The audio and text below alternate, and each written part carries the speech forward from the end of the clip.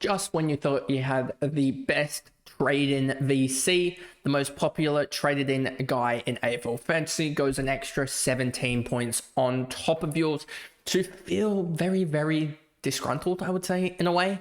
But anyway, welcome back to another video. In this video, we'll be going through the Essendon versus Richmond game, in which Essendon came over the top of the Richmond side that had no Lynch, no Nankervis, no Short, as well as losing Dow and Layla mid-game.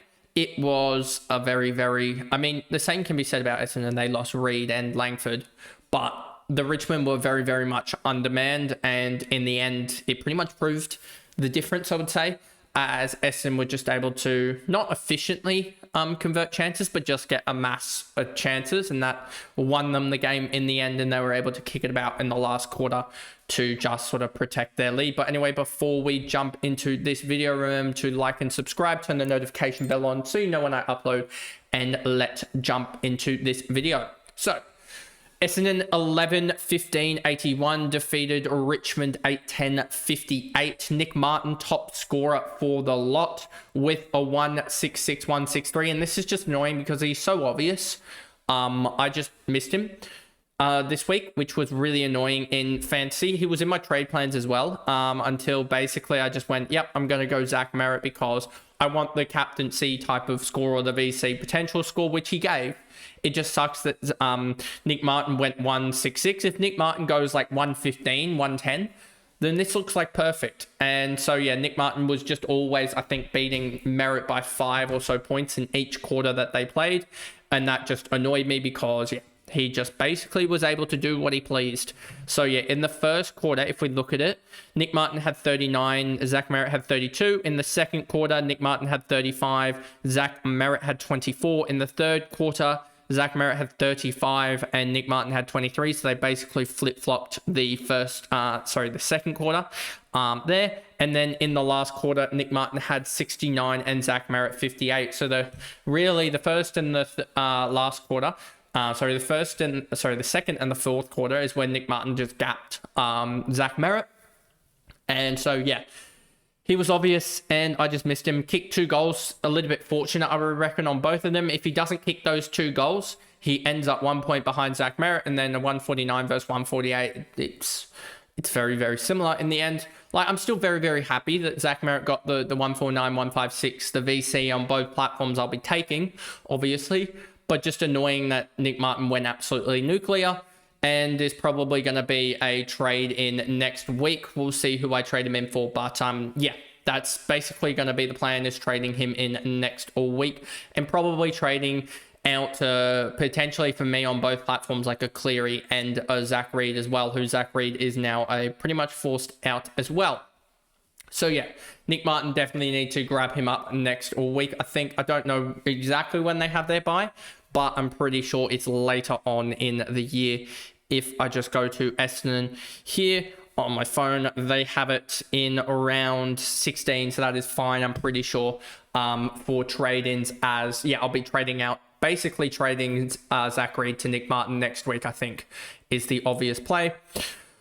Jai Caldwell did all right, 29 touches, 11 tackles, was tackling everything in sight, 16 contest possessions. Peter Wright was all right. Archie Roberts didn't really do much in terms of actually moving the game forward, but I guess, 550 meters gained, 34 touches, just got a lot of the pill.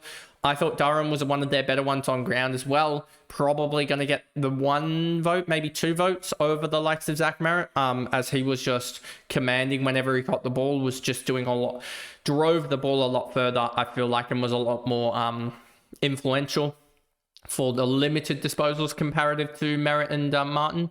McGrath, I thought, was horrific. I know he kicked it at 80%, but I swear he gave up 3 goals with turnovers and is just not good enough at AFL level anymore. To the point that I'm pretty sure the stats almost say that Sam Wicks is a better player than Andy McGrath, which is saying something, because Sam Wicks, if he was a forward, would have been delisted after this year and has now gone to the back line and is now better than a former number 1 overall pick. I think he does get a little bit of, a little, is it slack for being gets a little bit more slack than the other players just because he was the former #1 overall pick, but it's just not good enough. Angus Clark is the obvious trade in next week in fantasy. Going to be, I think, around about, if I remember correctly, it's somewhere around about the 280, 290k mark. So yeah, will be an obvious trade in. I feel like if we just go here quickly and look at, sorry, no, that's actually wrong. I need to look at the pricing projector and then just go to Clark or any sort of 230k guy, because it doesn't matter. If I just put a 98 in there, they go up 60k to 290k. So it's projected he'll be 290k. And by that point, he'll probably have like a -60 or a -30 break even. And even a 60 after that, he goes up 68k. And then another 60 after that, he goes up another 63k. So you're basically almost guaranteed. Let's just put it like this. If he scores 50 and then another 50, let's just put this in here. You're basically almost guaranteed a 310k cash gen for just a low-end winger score. And I feel like he's one of the ones, especially in the Bombers, sort of the way the Bombers play, he could easily rack up 5-6 marks a game, as well as just take those 3 goals away and 3 marks. That's, 37 points. He's still getting a 61 if you just take away the 37 plus another one. If you take away 40 points, he still gets a 58 very, very easily for just not doing much. And he also, yeah, so I have a feeling he's going to be a guy that scores in the mid 60s. Setterfield, 98-90, just don't think he'll score that in future against better teams. Jackson Pryor was horrific with his ball use. Archie Perkins, horrific as well. Zach Reid is injured, well, hamstring awareness. Laverde was horrific with his ball use. Todd Goldstein did all right, actually. 109 from him is huge somehow. In SuperCoach terms, Redmond was horrific as well. Kako was nowhere to be cited, basically. Guelphy just kicked goal off of, I think, a scrap, and that was about it. Didn't do much else. And so, yeah, their bottom line, as you can just see here, just do nothing. And that's the real problem with Essendon, and a lot of them happen to be either small forwards or also they're distributing defenders, which is the big problem for Essendon at the moment. Their distributing defenders are not actually doing much or doing it well. Then we get over to the likes of Richmond. Banks, 110-92. Thought he got the ball maybe a little bit too much. Didn't really use it well, but he'll get better at that. Tim Taranto, 101-103. 23 touches, 5 marks, 4 tackles. I wish I'd actually gone Kane McAuliffe. If I'd gone Kane McAuliffe instead of the likes of an Angus Sheldrick in fantasy, that would have been perfect. A 94 is absolutely huge from him. And then that would have basically set me up to just get Angus Clark next week along with the other guys, etc. And then I'd have pretty much the best cash gen going forward as Kane McAuliffe.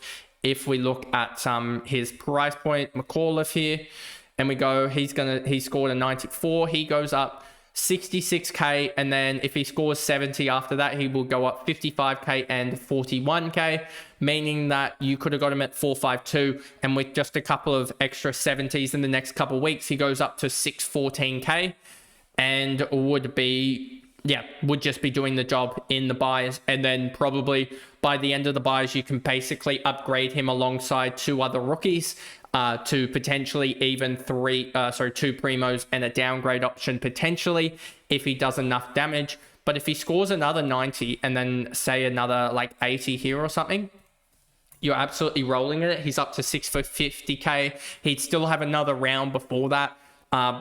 Still before the end of the buy rounds, because that would be say round 12, round 13, then you still have round 14, round 15. So we still have another 2 games after that where he'd potentially be gaining another 60k in that. So he could be 700k at the round 16, at the end of round 16 or start of round 16, depending on when their buy is. I don't remember exactly when it is for Richmond, but let me just double check that for you guys. Richmond's buy round is in round their buy round is in round 14. So by the end of round 16, he will be potentially somewhere around 700k if he's just going in the mid 80s or something like that. But if he does have a spike game somewhere in the next little bit here, he could easily get to sort of that 730, 740k range, which would be absolutely huge and mega. And then suddenly you're looking at a guy that could be potentially just an easy 1 up, 1 down from, yeah. So that's why McAuliffe is, and these 400k guys, if you get them and they do spike, then they're pretty much just, they act as an underpriced primo, almost saving you like 400k. But if they don't work, then you're sort of stuck, I would say, a little bit. So anyway, moving on here, we got Hopper, Broad, Vlosten, no one else here really too relevant, I would say. Campbell Gray for SuperCoach next week will be interesting, given that he scored an 82. If we just go down here and grab up the SuperCoach pricing projector here and look at this for defenders, and then grab up Gray. If we just go over here, Gray, and then grab up, he scored an 82 here. If he scores, say, a 50 and then another 50 here, which is somewhat reasonable, he goes up 47k next week and then 39k the week after. I think he's got some job security with Bolter being out somewhat, as well as they could just drop like flies, their defenders as well. Like, he's one defender injury away from just getting regular job like play. So yeah, if he's playing, then I feel like he's going to be a guy that just generates enough cash generation, because you've got that 82 in this system. Like, if he does somehow go another 70 or something like that, suddenly you're looking at a guy that could almost double his price in 2 weeks, just from a 120 total overall score. So that's why I feel like he's a guy that you could actually look at heavily if he is playing semi-regularly, if he's named next week or whatever, because they have that round 14 bye, which is obviously not, we're going into round 12 next week. You could look at him as an option as well. And then no one else here really matters too much. Sam Layla is injured. He's cooked his hammy. So yeah, he'll be out. And then Luke Trainor as well was playing at half forward, so he's cooked as well. So you'd be trading out those two. Tom Sims really didn't do much for those that needed a rookie. He just sort of didn't. He showed up early. He was on, I think, 15 SuperCoach points very, very early, but then did nothing else after that. And so yeah, the Richmond Tigers are still going to be near enough the bottom. They're going to be third or so last. I feel like they're going to beat out North Melbourne, but they're still, they're getting games massively into their youth. You look at Trainor, Layla, I mean, Steely Green is still young, I'm pretty sure. You got Tom Sims, Jonty Fall, even Samson Ryan got a game in the full ruck, his first one of that, or his second game in the full ruck. Campbell Gray, Caleb Smith, even guys like Tom Brown, I'm pretty sure, are still pretty young, and Sam Banks. So they just went full youth, and we're missing 3 or 4 guys from their regular squad, and they put it up to Essendon for 3.5 quarters, or 3 quarters or so. So that's a pretty fair effort from them, and they're only going to get better. They still have Josh Smiley, I think, playing in the 2s as well. So they're going to definitely get better, you'd expect, and will be interesting to see how they develop in the next little bit. But I wouldn't be surprised if they are playing finals in, 2027? That, or even, I don't think they'll play finals next year, but I could see them playing finals in 2027. Just with the way that they are, they're exposing their youth a lot more than the likes of Essendon, who in reality don't. I know that Essendon have played, Caddy. Hobbs is still 21, but he's not really showing anything. Kako's playing, so that's 2. Then you've got Zach Reid, 3. And then you've got Angus Clark, 4. Like, there's not many guys. Like Roberts, 5 maybe. I think Dersma sort of is still youth, but not really. So there's a couple younger than him anyway, I think. If I remember correctly. A couple of his, brothers. You've got one of the brothers in the draft here, and is his other brother younger or something? I don't remember exactly. But yeah, they just not playing as many youth, I don't think, as Richmond are, and we're lucky probably to get the win anyway, and they've shown against top sides that they're not really going to compete. But anyway, that is the video there. If you did enjoy it, remember to like and subscribe. Remember, if you are listening on Spotify, to give me a follow and a rating over there, and I'll see you guys tomorrow for the Saturday recap of all of the Saturday games, which we have 4 of them planned, 4 of them going ahead on the Saturday. So I'll see you guys tomorrow for that recap. Bye, guys.